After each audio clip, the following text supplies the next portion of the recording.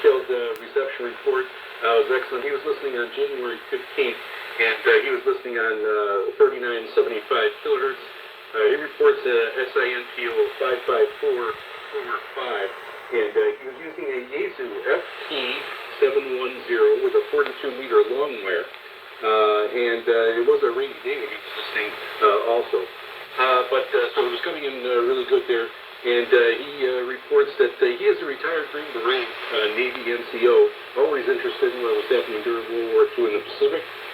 Many wartime movies, especially those from the landings at Guadalcanal and the Philippines, show the Marines and the GIs listening in their trenches in the field, radio, and listening to Tokyo Rose. The same happened during Vietnam War, where Hanoi Hannah talked with her flirty voice to the soldiers. That's where I remember as a teenager, as I was very enlightened to hear the history again of Tokyo Rose. And I'll try to tune in next time. Thank you very much, Mark. And yes, it's funny that you mentioned Hanoi Hannah. That is going to be in a historic broadcast coming up also, segment. Not during this show, it'll be in the future. But I will be getting that segment ready. And again, another very interesting piece of history for shortwave. So again, thanks for the email. Next, we got an email from our regular listener, Justin, in Wisconsin. And he was listening on 9455 kilohertz with an RSP duo with an MLA 30 plus antenna. And he reports an SINPO of 54333, and this was on January 16th. He writes, lost you a few times due to fading and noise, but was able to make most of the show out pretty good, thanks to the noise reduction feature on my radio. I love the section on the 0 hour. It did not come through as strong as the rest of the broadcast, but I was able to catch a lot. The musical parts were easier to make out than the spoken bits. There was an interesting fast gaining interference tonight as well that I didn't have never encountered before. Do you know what it was? I did answer Justin back. Yeah, I actually heard that over on my end also. So I really don't know what that was. It didn't really impede my picking out the broadcast for 455 kilohertz here to Hawaii. I was getting it at about a nice strong S7 to S8 and definitely listenable. Yeah, when I'm doing the historical broadcast, I have to turn up the volume to get them over. And sometimes there's a lot more crackling and static from the old recordings. So of course the music is going to come through louder. I can't turn it up too much, then it gets distorted. So thanks for letting me know how that's coming through. I know if you're getting a really strong signal, it's really not an issue. You really do have more of an issue when you're barely getting the signal, and you might have trouble hearing that. Remember, on these, especially if you're interested, you can always go over to our website. Go over to VOSRinternational.com. I've got a page over there for past broadcasts. You can click on that, and you'll get the original file, and you'll be able to hear it as it was recorded, so you wouldn't have any issues hearing it then. Thanks for the comments on the 0 hour segment. That was actually been by far the most comments I've gotten on any segment that I've done. So I'm glad everybody enjoyed that, because I really enjoyed looking into it and putting that one together.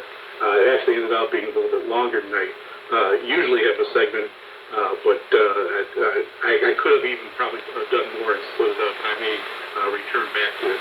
But if you head over to our website also, I have a page on that where I've got some links to some videos and some other web pages that you can take a look at and get more information on Tokyo Rose. It really is a fascinating history, and it's really important to our history of shortwave radio. And next we got an email from a regular listener, Paul, from the Canary Islands. He writes, aloha, Jeff. Here's an update of my reception from the 15770 kilohertz on January 17th. And the first reception was good, loud and clear. It stayed for about 45 minutes. No need to listen to an SDR. I changed my 1 meter antenna before in a wire. Not only on a wire, not only vertical, but also horizontal for about 5 meters. So I was glad that the good reception maybe was due to the new antenna. But then something happened in the atmosphere, who knows, and within 2 minutes of reception changed gradually to below zero. This is strange because even in the daytime I can receive WRMI. Even now at this time it was 12:22 UTC. I thought something happened to the installation for 5 minutes before I could receive a rather weak signal on an SDR in the Bahamas, but nothing here. So yeah, something must have happened. I know this is a little bit more recent, not on your time frame. I think around the 7th. We even have a lot of solar flares and atmospheric conditions going on. And it really does seem to affect 15770 kilohertz, especially out towards that direction. But he also writes, by the way, I can receive Radio Bamako in Mali rather well here. It's on 5995 kilohertz. They have nice original African music at times. That would be really interesting. I think I'm going to hop on an SDR and check that out and see if I can get that reception. I know I've never heard it here before, but I'm going to check that out in SDR and see if I can pick that up. Thanks for the information, Paul. And next I got John from Wauwatosa, Wisconsin. He just wanted to let me know that he did receive his QSL postcard in the mail. Thanks for letting me know, John. And it did take a little bit for that one to come in also. That one probably took close to a month to get. So that was only to mainland U.S. So these times have been varying, and I really appreciate everyone sending me an email and letting me know when they get them, and then I can kind of gauge how long it might take. But they have been a point of range of time frames there. But thanks for letting me know, John. And next we got an email from Jeffrey from Japan. He gave a very nice detailed reception report, and he was listening on 15770 kilohertz on January 19th, and he reported an SINPO of 45343, but the ending part the reception got bad, and the SINPO dropped to 25232. And he was listening out of Ottawa, Canada, on a Kiwi SDR with the MLA30 plus loop antenna.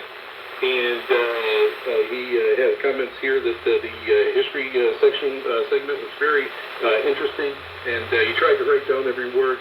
Really liked the shortwave history, and also the segment on the Prunus J711 interested him, but he can't get one of those in Japan.